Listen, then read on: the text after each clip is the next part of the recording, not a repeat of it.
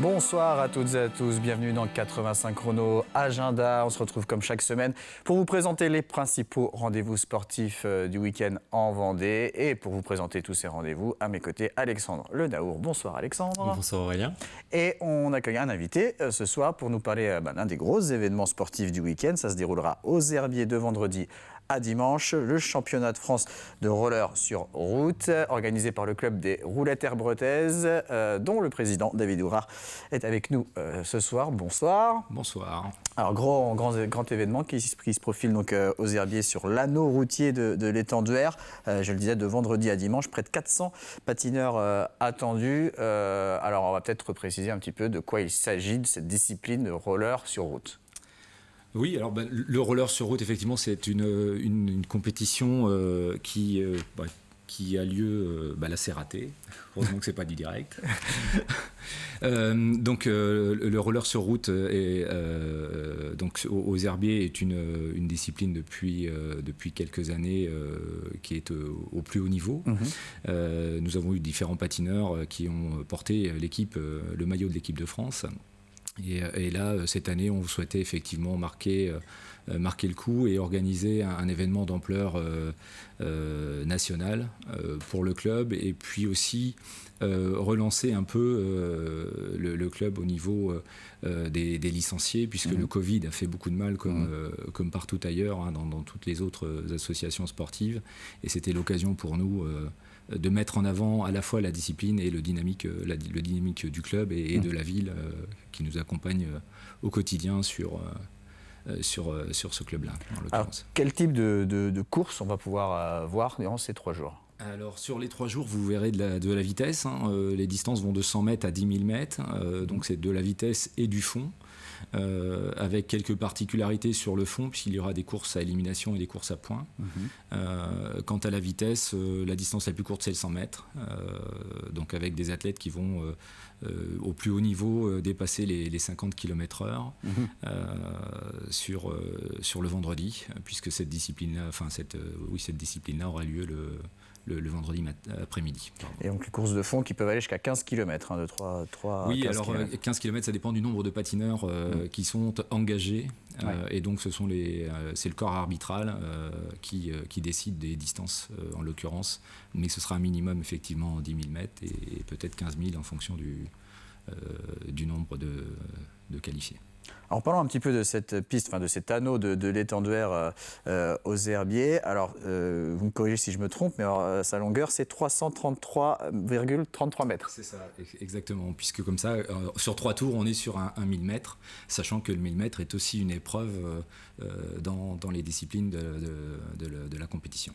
Et un anneau qui a été récemment modifié, il y a eu quelques travaux. Alors, la ville, effectivement, des Herbiers a dû aménager certaines montres de roulement, et puis le 100 mètres étant une épreuve obligatoire sur cette compétition, il a fallu aménager là aussi une voie de dégagement pour la sécurité des athlètes, là encore dû à la vitesse, bien évidemment.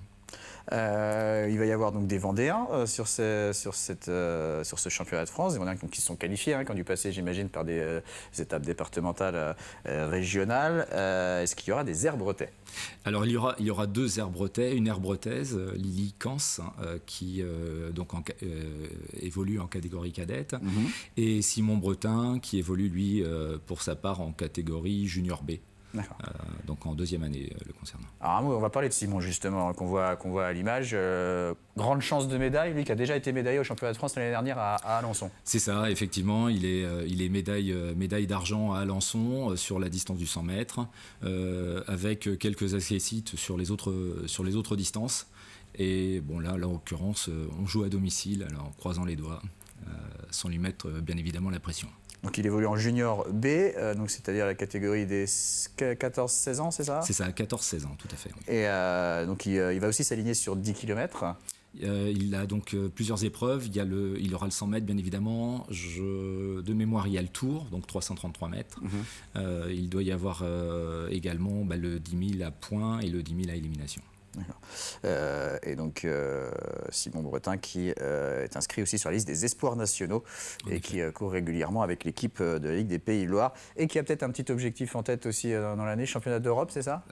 Si toutefois les résultats sont à la hauteur, peut-être sera-t-il sélectionné dans l'équipe de France pour participer au championnat d'Europe, j'en sais rien. Croisons les doigts pour lui.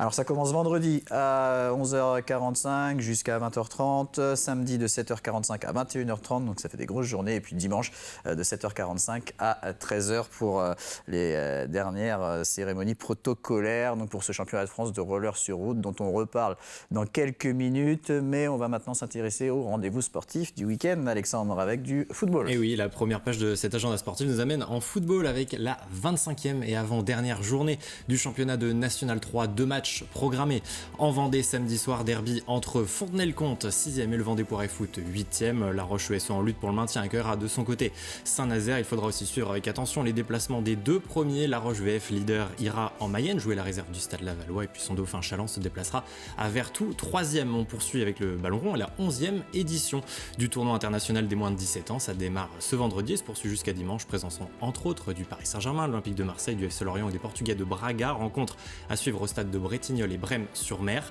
Du côté du Finistère, cette fois un match qui pourrait bien décider de l'avenir des filles de la Roche-ESO. Les Ornésiennes 10e affrontent dimanche après-midi le stade brestois 8e pour cette avant-dernière journée de D2.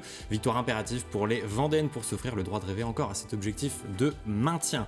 En rugby, le match de l'année, c'est ce week-end pour le FC Lyonnais. Dimanche, place au 16e de finale retour de Fédéral 3. Le FCY battu d'un seul petit point le week-end dernier 21-10 par Romans-sur-Isère conserve toutes ses chances pour une qualification en 8e, une qualification qui serait synonyme de montée en Fédéral 2. Coup d'envoi à 15h à Henri-Desgranges. Les fins de saison se suivent mais ne se ressemblent pas pour les clubs vendéens en hand. Le Pouzauge Vendée Handball est lui déjà condamné à la descente et donc à évoluer en N2 l'année prochaine pour le dernier match à l'Étoile et dernière rencontre d'ailleurs de cette année. Le PVHB reçoit samedi à 20h30 le cercle Paul Bert Rennes. 2 divisions en dessous, le Slam jouera lui sur cette 22e et ultime journée son avenir en N3 masculine. 12e et Lanterne Rouge, les Vendéens affrontent samedi 19h le Saint-James SCO d'Angers. Il faudra absolument l'emporter et espérer aussi des contre-performances des équipes juste au-dessus. Elles n'ont plus rien à jouer, assurées de terminer à la 7e place de leur poule en National 2 féminine. L'équipe réserve du RVHB accueille Saint-Loubès 3e. Rendez-vous pour cette dernière journée à la salle Omnisport de La Roche-sur-Yon samedi soir.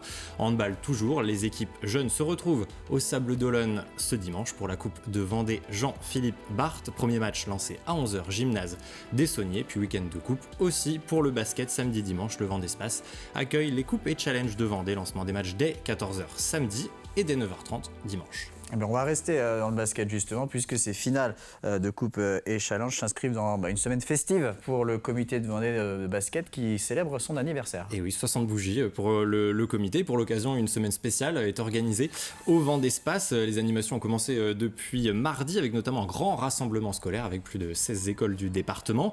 Ce jeudi, l'enceinte accueillait la fête nationale du mini-basket avec plus de 1000 enfants. Demain, vendredi, dès 19h, place à la soirée anniversaire avec de nombreuses animations prévues au Vendée Espace avant les finales jeunes, puis les finales, on l'a dit, de coupe et de challenge senior ce week-end. Bref, un beau programme en perspective et surtout qui appelle une belle programmation prévue pour la saison prochaine. 2 événements majeurs sont à venir pour le comité départemental en 2023-2024 et les détails, c'est avec Jackie Rousselot, président du comité. La prochaine saison, effectivement, on a un événement majeur, on a 2 événements majeurs. On a l'Assemblée générale de la Fédération française qui aura lieu en Vendée du 12 au 15 octobre, pour nous qui est un événement extrêmement important.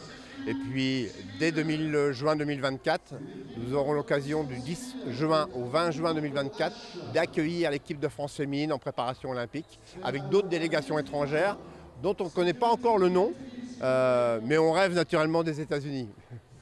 Voilà, donc pour les événements basket, et oui, les JO approchent, et on le rappelle, donc l'équipe de France féminine de basket aura son camp de base au Vendée Espace, ici en Vendée. Le roller de vitesse n'est pas encore, en tout cas, sport olympique, malheureusement, mais en tout cas, il y a ce bel événement de vendredi à dimanche à l'étenduère aux Herbiers, championnat de France de roller sur route, 400 patineurs attendus, des catégories cadets jusqu'à Master 3.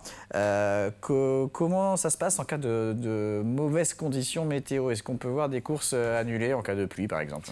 Eh bien non, parce qu'on est en extérieur et l'anneau est déjà un anneau roulant avec un revêtement spécifique et les gommes de roue permettent de rouler même sous la pluie. Alors, pour un 100 mètres réussi, l'idéal, ce serait le Grand Soleil. Piste sèche, quand même. Effectivement. Et puis après, pour le reste, j'oserais dire peu importe, parce qu'on peut rouler tout le temps sur l'extérieur, comme ça, en roller. Alors pour le public, comment ça se passe? Alors j'imagine comme c'est une piste pas très grande, c'est assez agréable de pouvoir suivre les courses. Oui, alors en effet, l'anneau fait 330 mètres, on l'a dit tout à l'heure, ou plutôt 333,33. Il y a suffisamment d'espace effectivement autour pour être j'irais au premier plan de tout ce qui se passe, puisqu'on voit, quel que soit l'endroit, d'ailleurs on le voit à l'instant, quel que soit l'endroit où on se situe, on peut voir les compétitions et les faits d'armes des différentes attaques, si toutefois il y en avait, mais gageons qu'il y en aura vu le niveau attendu ce week-end. Alors vous aviez déjà organisé ce championnat de France en 2015, il y avait aussi également la Coupe de France en 2019. Le club des roulettes bretaises est assez rodé à ce type d'organisation. Ça représente quoi d'ailleurs en termes d'organisation? Déjà, une organisation, c'est une mobilisation de bénévoles. Aujourd'hui, le club, c'est un peu plus de 100 licenciés. Et sur l'événement, on a entre 60 et 80 bénévoles qui vont œuvrer tout le week-end pour l'organisation et répondre aux besoins tant des athlètes que des spectateurs. C'est une agglomération. Parfois, il faut aussi le rappeler.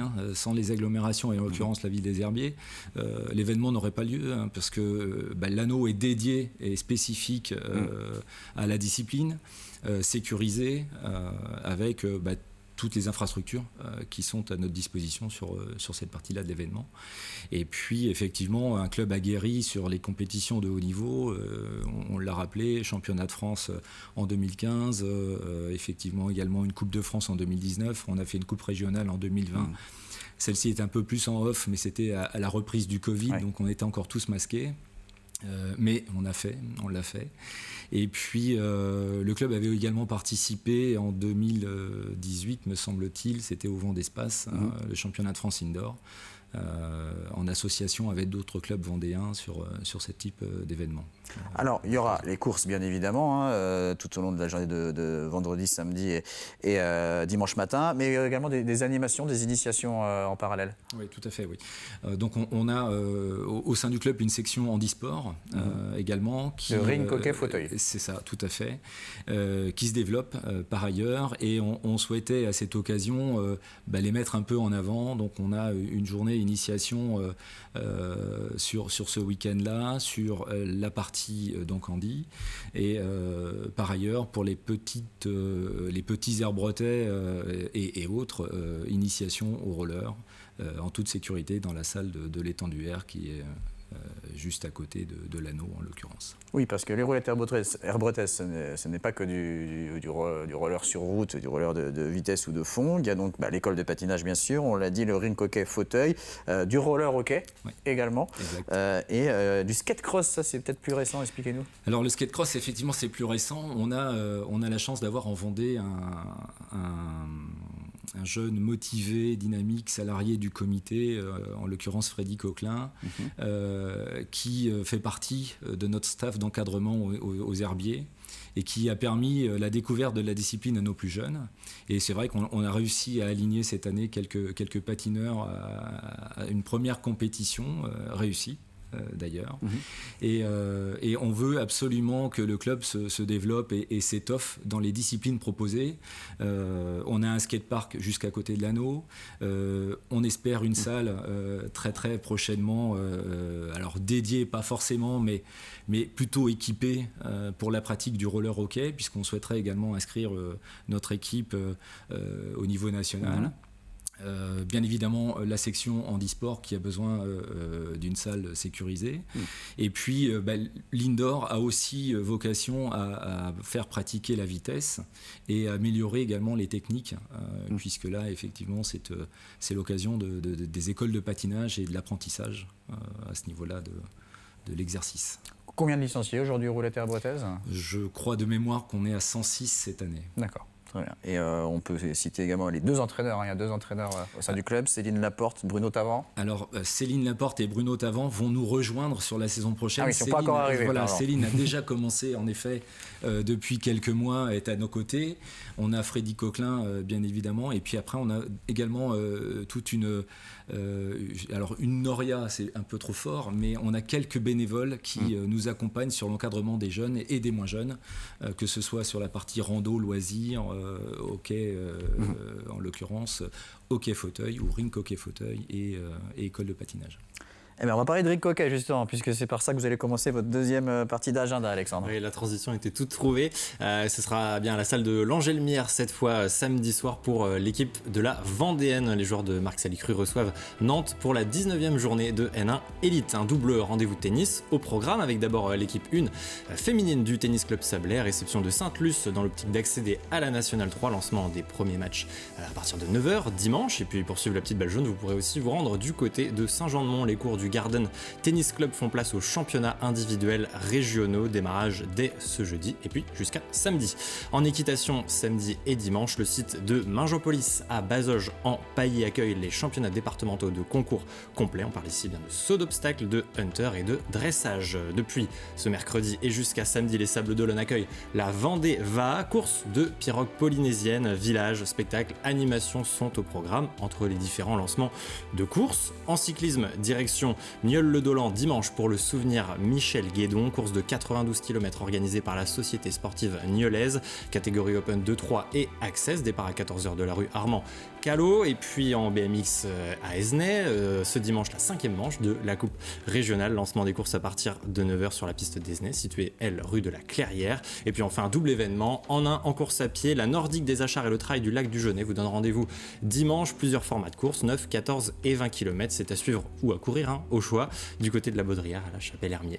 Voilà, encore l'embarras du choix au niveau des rendez-vous sportifs en ce week-end de l'Ascension. Autre rendez-vous à ne pas manquer sur l'antenne de TV Vendée, c'est le nouveau numéro de Visage du Sport préparé par Alexandre Lenaour. Et Alexandre, cette semaine, on va revenir sur la Golden Globe Race, cette course à la voile autour du monde en solitaire, sans escale, sans assistance et sans matériel électronique. Et vous avez pu rencontrer la grande vainqueur. Et oui, elle était arrivée le 27 avril au Sables d'Olonne après 235 jours en mer. La Sud-Africaine Kirsten Neuschaffer a accueilli en véritable héroïne en Vendée, est devenue la première femme à remporter une course du monde en solitaire, autour du monde même. Pendant cette GGR, elle a aussi secouru Tapio Leiten, skipper finlandais naufragé au large de l'Afrique du Sud. Elle a un parcours personnel très riche entre l'Afrique du Sud et l'Antarctique, ça vaut le détour. Bref, tout cela valait au moins un visage du sport qui sera exceptionnellement en 2 parties. La première est à retrouver dès ce vendredi matin 9h, juste après la matinale de TV Vendée. En attendant, je vous propose de regarder une bande-annonce.